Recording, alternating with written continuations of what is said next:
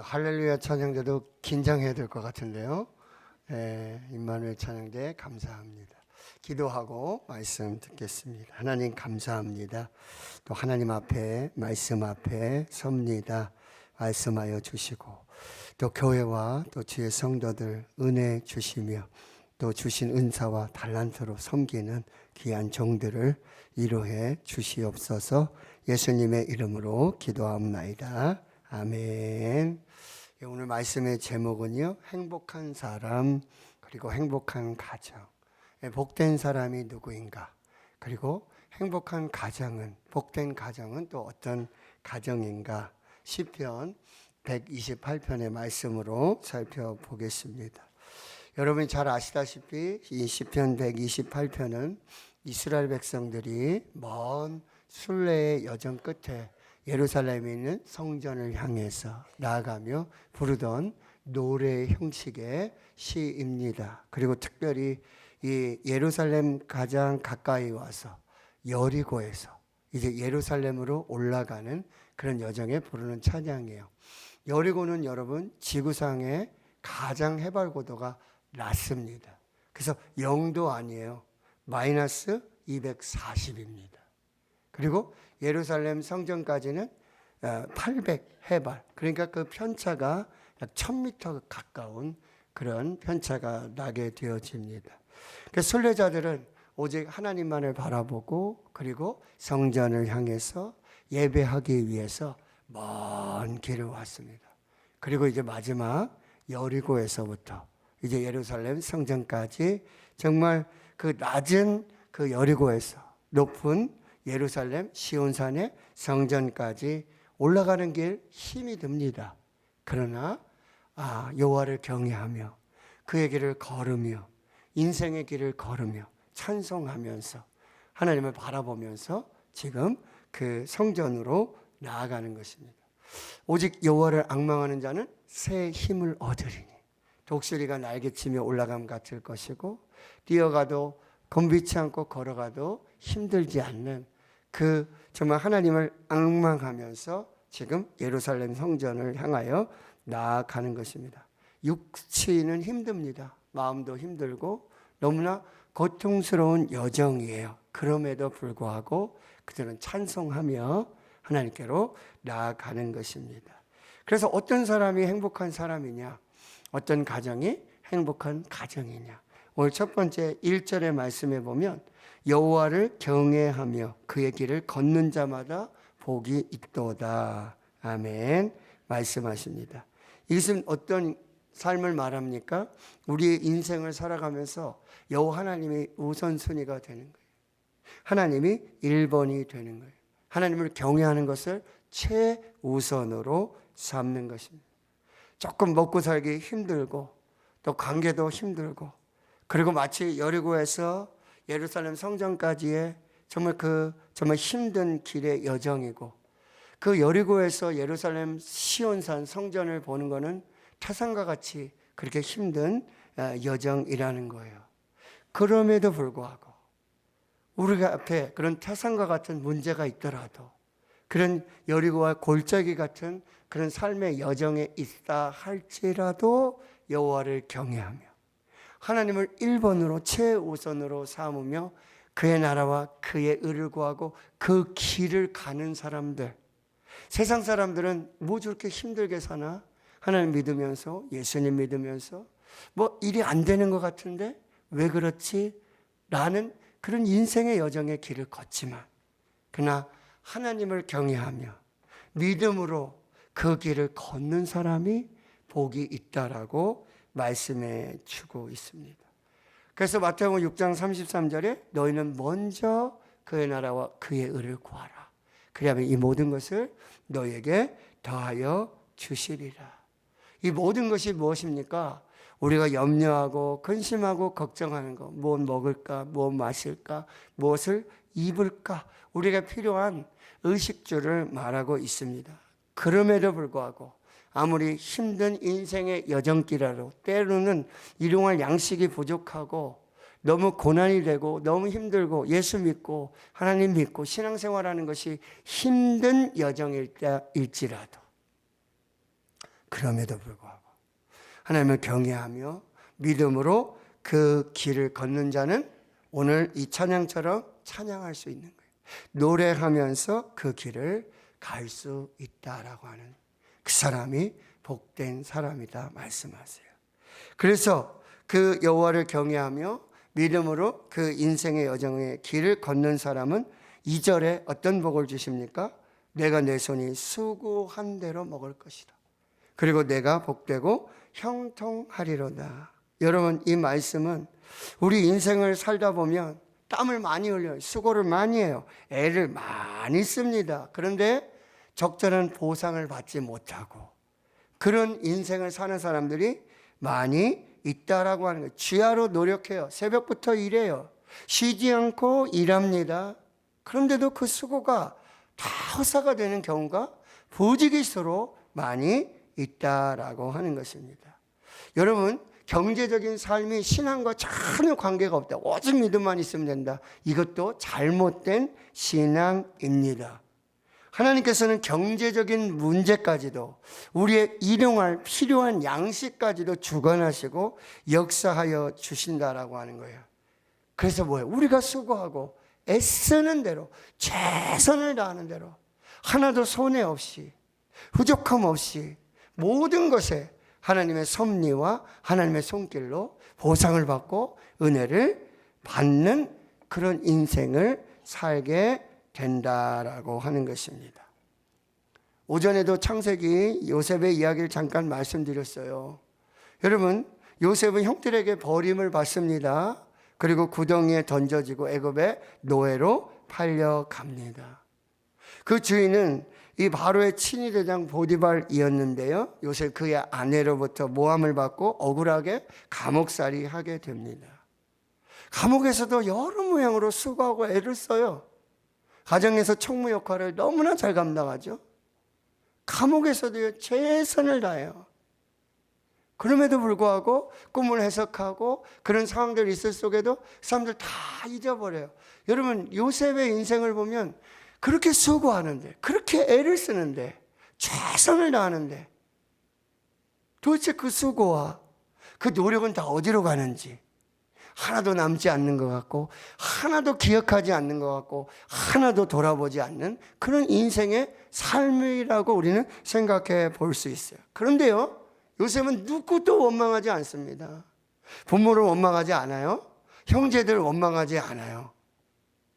보디발을 원망하지 않습니다. 그 아내도요, 술 맡은 관원장, 떡 굽는 잔원장, 누구도 누구에게든지 억울해하거나 그렇게 하지 않는다고요. 왜 원망과 불평이 없겠습니까? 그런 경우가 어디 있습니까? 그럼에도 불구하고 요셉은 하나님을 경외했어요. 하나님께 맡겼어요.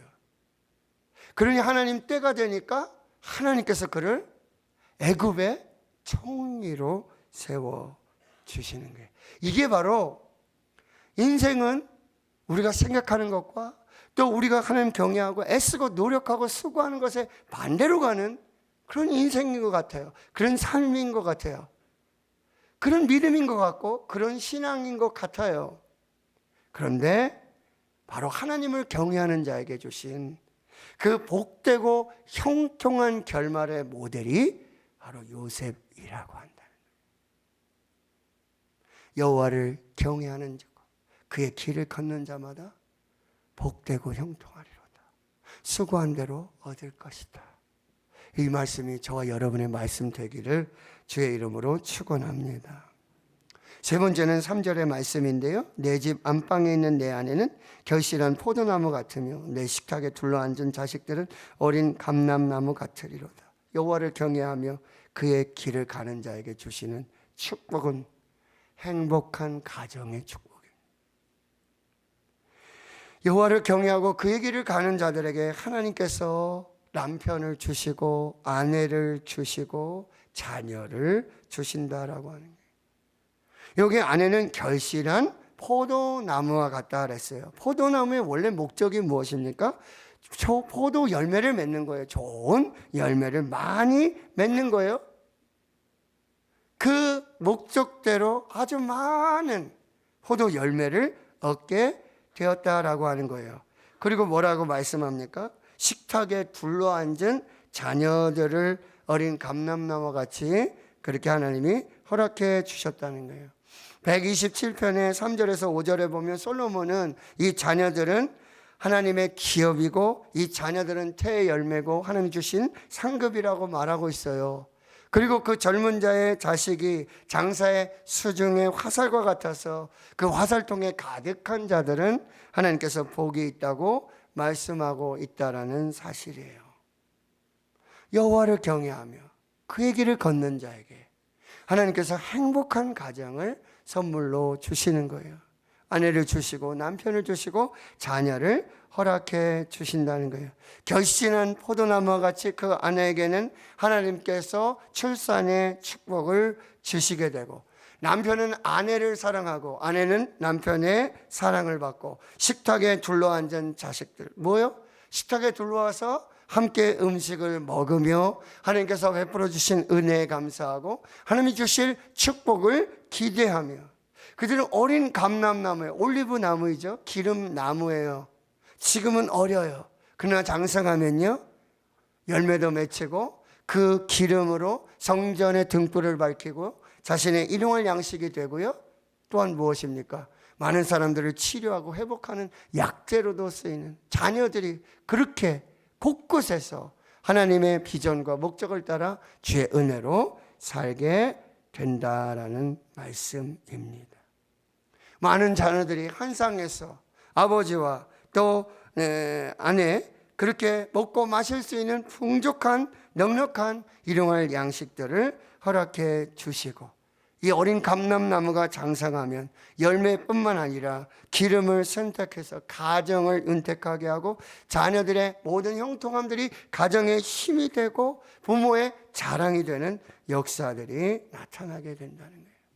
이게 하나님을 경외하며 그의 길을 걷는 자들에게 주시는 행복한 가정의, 복된 가정의 은혜와 축복이라는 거예요. 이 말씀으로 우리 대구 신은혜 성도들을 축복하며 새벽마다 기도합니다. 하나님, 우리 대구 신은혜 모든 성도들의 가정이 정말 이 아름다운 그림과 같이 여호와를 경외하며 그의 길을 걷는 자, 그 가정에 주시는 수고한 대로 먹는 축복을 주시고 애쓰고 수고한 대로 이루는 축복을 주시고 복되고 형통한 축복을 주시며 아무것도 손해받지 않는 축복을 주시며, 아멘 좀 하이소. 제가 이렇게 기도한다니까요. 하나님, 그 가정에 하나님 물질이 마르지 않도록 해 주시옵소서. 자녀들이 잘 자라게 해 주시옵소서. 곳곳에서 주의 일꾼 되게 해 주시옵소서. 하나님의 복된 가정 되게 해 주시옵소서. 여러분 상상을 한번 해보세요. 그림을 한번 그려보세요. 자, 그래서 4절에 다시 한번 여호와를 경외하는 자가 이같이 복을 얻으리라고 말씀해 주시고 그 축복을 선포하는 것인데, 1절과 4절의 말씀이 똑같죠. 여호와를 경외하는 자, 거의 유사한 표현인데 1절에는 이 경외하는 자가 콜 예레라는 히브리어 말을 쓰지만 4절에는 케베르라는 히브리어 표현을 쓰는데요, 이 표현이 단순한 사람이 아니라 여호와를 경외하는 자, 그냥 단순한 하나님을 경외하는 자가 아니라 용맹한 사람, 용사와 같고 대장부와 같고 군인 같은 그 사람을 말해요. 하나님으로 힘을 얻는 그 사람을 말씀하고 있대요. 그러면 기억나는 사람이 있죠? 그 골리앗 앞에서. 골리앗 앞에선 다윗의 모습을, 골리앗과 다윗의 전투의 모습을 보면 쉽게 이해할 수 있어요. 다윗은 어떻게 해요? 여호와를 경외하는 자로, 하나님 앞에서의 하나님의 용사로, 군인으로, 내가 모독하는 이스라엘 군대의 하나님의 이름으로, 너는 칼과 창과 단창으로 나오지만 나는 내가 모욕하는 이스라엘 군대의 하나님의 이름으로 내게 나아간다. 이게 하나님을 경외하는 자에게 주시는 하나님의 담대함이고 하나님의 용맹함이고 하나님의 능력이 되는 거죠. 결국 이 여호와를 경외하는 다윗은요 골리앗을 쓰러뜨리고 그 목을 베서 전쟁에서 이스라엘의 승리를 가져오는 결정적인 역할을 하게 된다는 거죠. 사랑하는 성도 여러분, 하나님을 경외하는 자에게 마귀 사자는요, 우는 사자와 같이 대적하며 우리를 대적하는 많은 역사들이 나타나게 된다라고 하는 거죠. 그런데 하나님을 경외하는 자는 담대함으로 믿음으로 하나님 주신 용맹으로 나아가는 그 사람은 손이 수고한 대로 먹는 축복을 받게 되고, 그리고 골리앗 앞에서의 다윗과 같이 영적 전쟁에 승리하는 역사를 이루게 된다라고 말씀하고 있다라는 거예요. 그 가정에 자녀들이 복되고 형통하며 남편이 아내가 사랑 가운데 하나님의 역사를 이루어가는 복된 가정이 되게 하시겠다 말씀하시는 것입니다. 또한 5절에는 이제 여호와를 경외하며 그 길을 걷는 자에게 주시는 영적인 축복을 말씀해 주세요. 여러분, 하나님의 축복은 단순히 어떤 물질적인, 경제적인, 육체적인 건강 이것만이 아니래요. 하나님이 주시는 진정한 축복은 영적인 축복인데, 그 복을 어디에서 주신다고요? 여호와께서 시온에서 내게 복을 주실지어다. 할렐루야.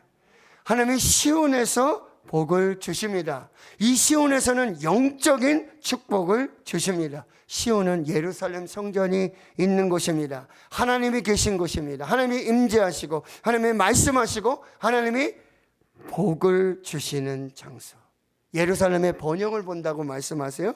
이건 뭐예요? 성전이 무너지지 않겠다라는 의미예요. 구약에서 여러분, 성전은 하나님을 만나는 곳이고 하나님을 예배하는 곳이고 하나님의 말씀을 받는 곳이고 하나님의 축복을 받는 곳, 그곳이 바로 성전이었다라고 하는 거예요. 그러니까 하나님의 백성들은 예배를 통해서 하나님께 나와서 성전에서 하나님을 만나고 하나님의 말씀을 받고 하나님의 영적인 축복을 받으며 하나님의 보호를 받고 하나님의 인도하심을 받고 하나님의 놀라운 축복을 주시겠다는 약속의 말씀이 되어지는 것입니다. 사랑하는 성도는 시온을 사랑하십시오. 성전을 사랑하십시오. 하나님의 말씀을 붙잡으십시오. 하나님께서 이곳에서 저와 여러분을 만나주시고 그 은혜와 그 복으로 가정을 복되게 하시고 자녀들을 축복하시며 영원히 멸망하지 않고 심판받지 않는 그 예루살렘의 번영으로 축복해 주신다 말씀하셨습니다. 여러분, 무엇보다도 예배를 우선순위로 삼으시길 축원합니다. 주일마다 예배 드리는 것이 큰 축복인 줄 믿으시기 바랍니다. 주일마다 말씀이 선포되는 것이 하나님의 축복인 줄 믿으시기 바랍니다. 하나님은 예배하는 자를 찾으시고 예배하는 자에게 주시는 크고 놀란 비밀한 역사와 은혜와 축복을 준비하셨어요. 이 성전에서 여러분을 기다리십니다. 예배하는 자를 찾으셔가지고 예배하는 자를 기다리시고 그 예배를 받아주시고 만나 주시고 말씀으로 축복해 주시고 인도해 주시고 복을 주시고 역사하시는 주의 은혜로 함께 하실 줄 믿습니다.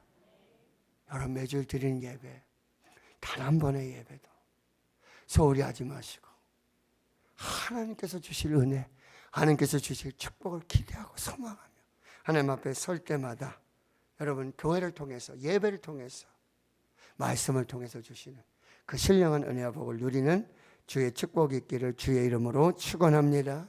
마지막에 축복은 뭐죠? 내 자식의 자식을 볼지어다. 이스라엘에게 평강이 있을지로다. 아멘. 무엇입니까? 여러분, 하나님을 사랑하고 하나님의 계명을 지키는 자에게는 천대까지 은혜를 베풀어 주시겠다. 내 하나님 여호와의 말씀을 삼가 듣고 내가 오늘 내게 명령하는 그의 모든 명령을 지켜 행하면 내 몸의 자녀와 내 초지의 소산과 내 짐승의 새끼와 소와 양의 새끼까지 하나님 복을 주시겠다고 약속해 주십니다. 여러분, 자녀가 없다면 하나님께서 영적인 자녀를 품게 하시고 다음 세대를 품게 하셔서 그 자손들을 통해서 하나님이 복을 누리게 하실 줄을 믿습니다. 오늘 여러분, 행복한 사람, 행복한 가정. 누가 행복한 사람인가? 어떤 가정이 행복한 사람인가? 누가 하나님의 복을 누리며 살 수 있는가? 누가 하나님의 행복한 가정을 이루며 살 수 있는가? 오늘 말씀을 여러분이 마음에 잘 새기시고 인생의 고난과 환난 중에 인생의 골짜기 여려고와 같이 여러분 0도 아니에요. 마이너스 240입니다.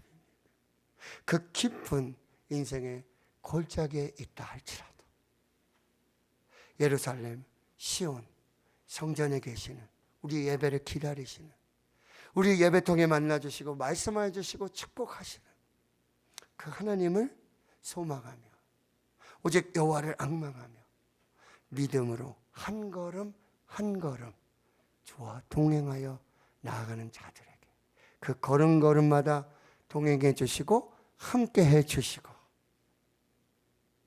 그 걸음의 끝에 함 주시는 은혜와 복으로 인도하시고 역사해 주실 줄을 믿습니다. 여러분 이 가정을 이루시고 이 복을 누리시며 또한 여러분의 자손에게도 자식을 볼지어다. 무슨 얘기예요? 영원토록 내가 복을 줄 것이다. 말씀 붙들고 승리하시는 저와 여러분 될 수 있기를 주님의 이름으로 축원합니다.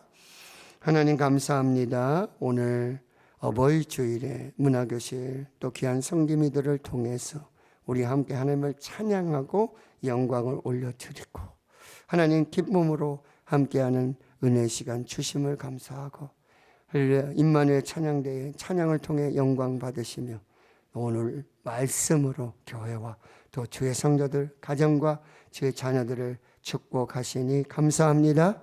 그 말씀대로 이루시고 만복의 근원 되신 하나님으로 말미암아 하나님의 영광을 사는 우리 모두가 되게 하옵소서.